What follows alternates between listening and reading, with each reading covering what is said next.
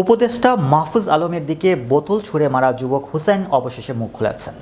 রাজনৈতিক সংশ্লিষ্টতা নিয়ে বিভিন্ন প্রোপাগান্ডা ছড়ানো হচ্ছে জানিয়ে হুসাইন বলেন, আমি কোনো ছাত্র সংগঠনের সঙ্গে যুক্ত নই, আমার ব্যাপারে বিভিন্ন প্রোপাগান্ডা ছড়ানো হচ্ছে।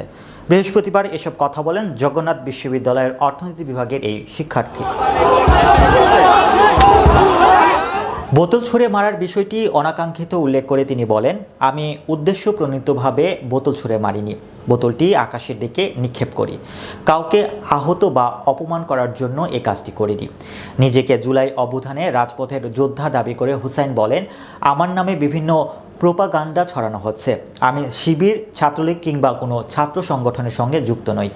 জুলাই আন্দোলনে অংশ নেয় পুলিশ আমাকে পিটিয়েছে, সেখানে আজকে আমাকে ছাত্রলীগ ট্যাগ দেওয়া হচ্ছে। হুসেন জানান, গতকালের ঘটনার পর আমাকে বিভিন্ন নম্বর থেকে কল দিয়ে হুমকি দেওয়া হচ্ছে। তারা ক্যাম্পাসের আশপাশেই থাকে বলে জানাচ্ছে। ক্যাম্পাসে গেলে মব দিয়ে আমাকে হেনস্থা করার হুমকি দিচ্ছে অনেকে।